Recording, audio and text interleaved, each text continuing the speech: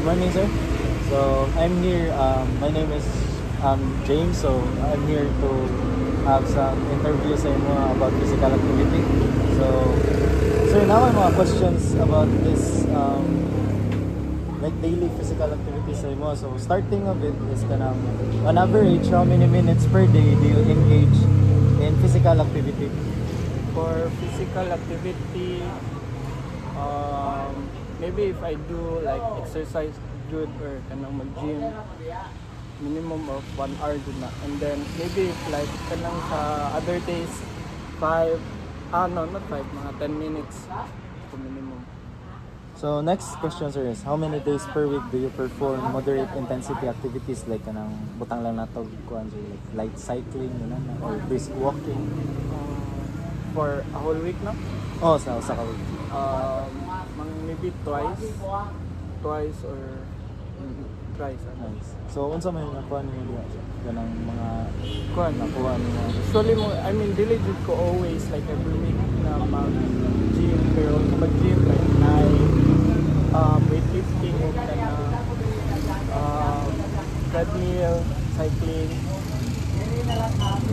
So next, sir, do you participate in any structured exercise programs like kanang gym, yoga, or kanang mga fitness classes?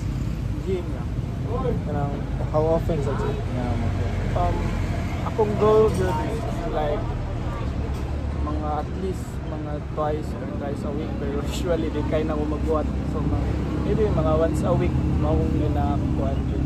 Pero nara kay mga kuha na sir kanang butang na nato kanang scheduling mo like Monday kay mao sa niya akong buhaton like mag pull ups ko kuan like if sure ko sa kanan na week ka usara ko makakuan mag full body ko ano.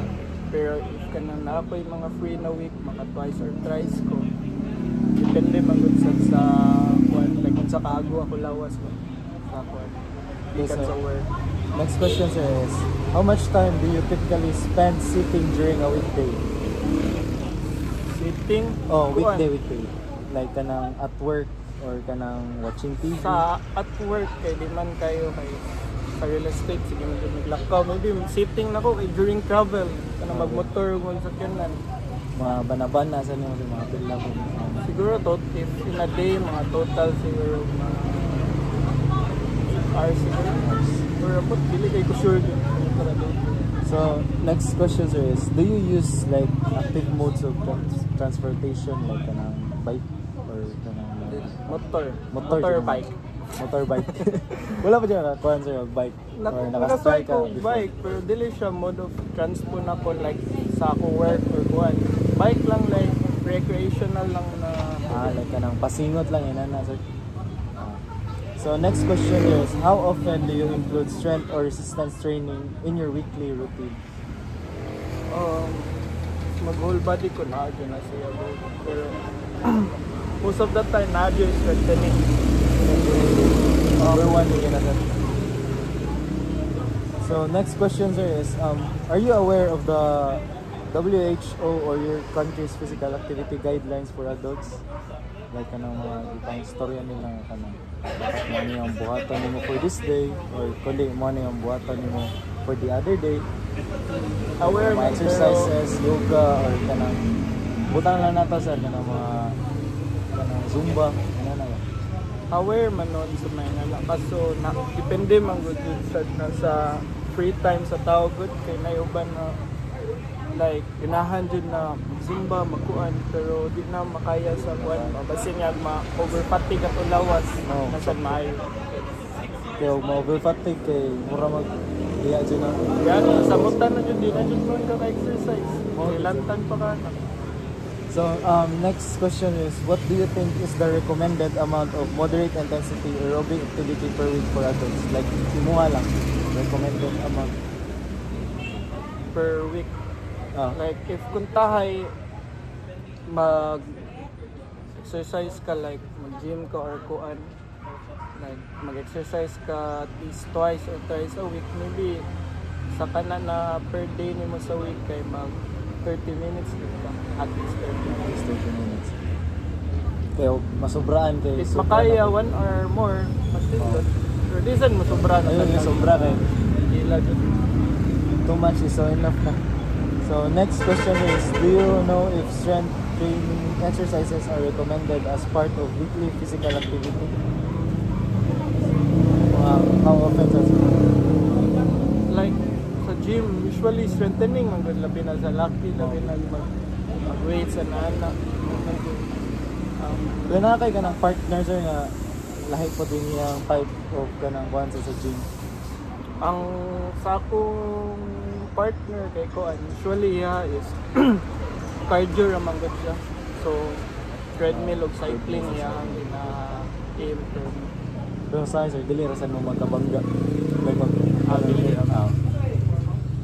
And then next question sir is, what are the main reasons that prevent you from being more physically active?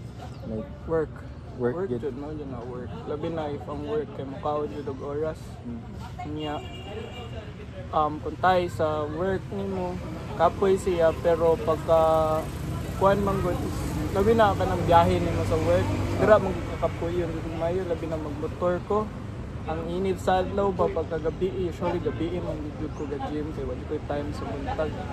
So pag uli nimo gikan magmotor pa kag init kayo di na kaganahan ba lami na kayo mahigda once makaabot kag balay maligo man jud kana di na kaganahan pasingot balik. yun na po drabay kuya ro sir nga nang tawag nila nga kanang makalitan sa ligo ba.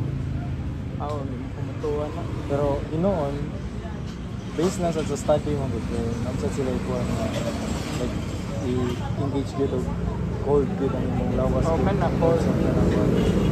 Pero dapat dili na sa kamahunong kanang dili mahunungan ba. Kung mahunungan kaya makaligo og kuan na diya na Cold yun. But after sa bath, after sa workout. So next question sir is, how confident are you in your ability to maintain a regular physical activity routine? Like, butan lang nato 1 to 10 sir. How confident you are? Naguro ko sa mga 5. Dili kay ko confident pero akong gina-achieve. Ayaw mo dyan, dikuhan, try dyan. Try dyan nila. So sa kana sir, mahug lang natog sa usang adlaw. Like, kana rin dyan mo engage or napadyo kailangan i-engage sa usang adlaw.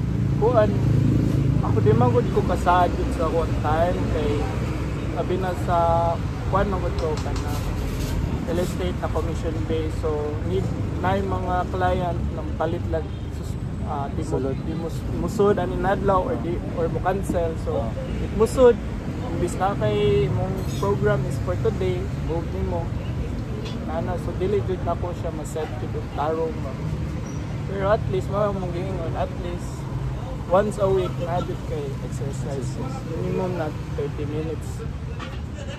Pero sir, sukad-sukad na kanang sa mga exercise nimo kanang maka-experience ba kag like discomfort, pain or kanang like nakasuway kag injury in terms of ano? Kuan Like kanang sa gym, like na-injured ka or wala ko nag-injured sa gym. Injured lang sa sports pero sa gym wala. maybe kuan ay nakako kanang mag-grams akong abdominal area abs pa pag mag sit up sa kuan pero search ko kay kasi daw ka ng dehydrated.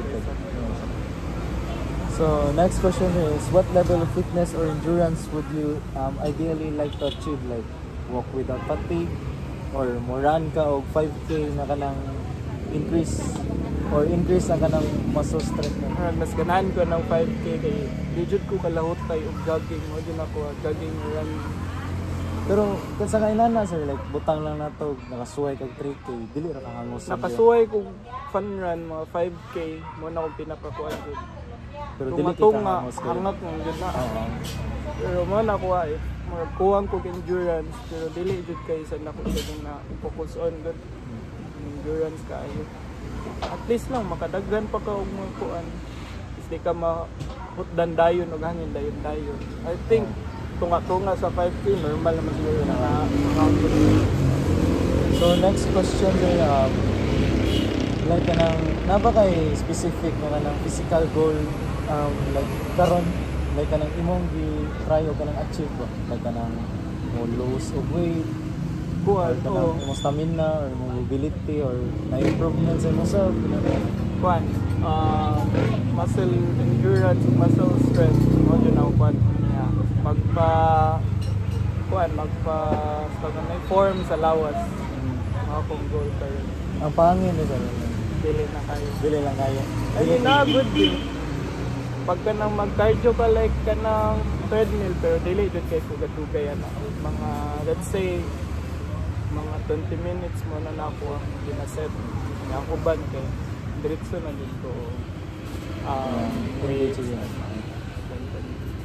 So sir, based lang sa mga nastoryan mo sir, nalang ko imatag yung mga tips lang ba.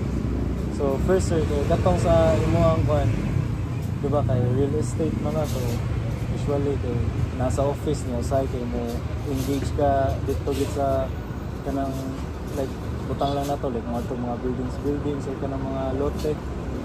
So ako lang kuan dyan sir kay nalang dito advice lang na kanang kung tawag na to compression stacking sir. Kay manggo na siya maka-prevent po sa DVT ba. So dili ka maka-deep vein thrombosis or kanang magka-kuan mo. Kung mo-cause man na siya o kanang kuan pag-good kanang pulmonary embolism niya, kuan na magka-shoot niya subret ka ba.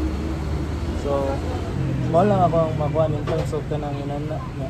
Usa pa sa sir kay kanang in terms sa kanang mga like butang lang nato kanang sa load nimo sa gym kay ato lang gyud siya kuan like gikan ka sa pinakaubos niya pinakataas niya balik sa ka og low load niya mid load niya high load na sad kay para ang imong kuan imong muscle kay mabuak gid siya or gusto jud ka magpadako magpa-bulk niya nana niya usa pa sa sir niya kanang kuan hangin gid needed jud kay na hangin gid dili gid na siya mabasta-basta kay samot na kuan jud ka kanang engage jud kag mga pasyente na non engage kay kag mga kliyente so kanang needed jud nimo nga kanang lightly jud ka permi ba dili ka mahangusan inan na kay syempre butang lang nato adto kag deka inan na so dako kay ang lugar ba dako kay mga tuon so kapuyan na inan mo na siya akong ma-advise so thank you kayo sir. Thank you kayo.